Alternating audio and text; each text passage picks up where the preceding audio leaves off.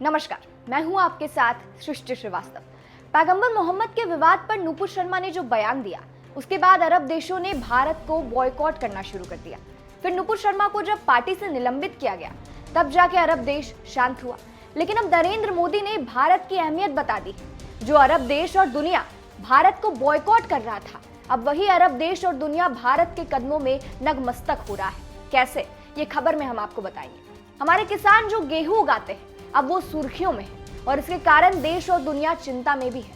तुर्की से लेकर इजिप्ट तक गेहूं की चिंता हो रही है। दरअसल इसकी शुरुआत रूस और यूक्रेन के युद्ध के बाद शुरू हुई, क्योंकि रूस दुनिया का सबसे बड़ा गेहूं निर्यातक देश है। तो वही रूस और यूक्रेन दोनों मिलाकर दुनिया का 25% गेहूं निर्यात करते हैं। लेकिन आर्थिक प्रतिबंधों और युद्ध के चलते दुनिया में गेहूं की आपूर्ति बाधित हुई और अंतर्राष्ट्रीय बाजार में कीमतें 40% तक बढ़ गई। इसी बीच मई में भारत सरकार ने एक बड़ा फैसला लिया और गेहूं के एक्सपोर्ट पर बैन लगा दिया, क्योंकि इंटरनेशनल मार्केट में कीमतों के बढ़ने और साथ साथ देश में गेहूं का उत्पाद का अनुमान घटने से सरकार को घरेलू स्तर पर खाद्य सुरक्षा की चिंता सताने लगी। गेहूं और आटे की कीमतों घरेलू मार्केट में बढ़ने लगी, तो महंगाई को कंट्रोल करने के लिए भी सरकार ने एक्सपोर्ट पर बैन लगाने का फैसला ले लिया। हालांकि भारत ने बैन से पहले हुई एक्सपोर्ट डील को पूरा करने, साथ ही साथ देश, पड़ोसी देश और अन्य विकासशील देशों को खाद्य सुरक्षा उपलब्ध कराने को लेकर प्रतिबद्धता जताई। और जब से भारत सरकार ने यह फैसला लिया है, तब से बाकी देशों की हालत पस्त हो गई है और बैन की खबरों ने दुनिया में खाद्य संकट को लेकर हड़कंप मचा दिया है। और बात इतनी बढ़ गई है कि अमेरिका, यूरोप, G7 से लेकर अंतर्राष्ट्रीय मुद्रा कोष और अन्य वैश्विक संस्थानों ने भारत से अपने फैसले पर पुनः विचार करने के लिए कह दिया है और दुनिया का पेट भरने का हवाला दिया है। इसी बीच दावोस में हुई वर्ल्ड इकोनॉमिक फोरम की बैठक तक में इसे लेकर चर्चा हुई।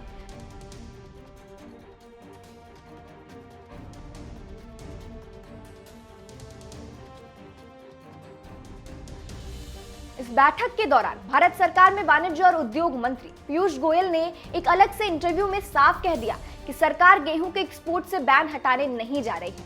और उन्होंने तब दो टूक बात कही, अभी दुनिया में अस्थिरता का दौर है, अगर ऐसे में हम एक्सपोर्ट बैन को हटा दें तो इसका फायदा कालाबाजारी, जमाखोरी और सट्टेबाजों को मिलेगा।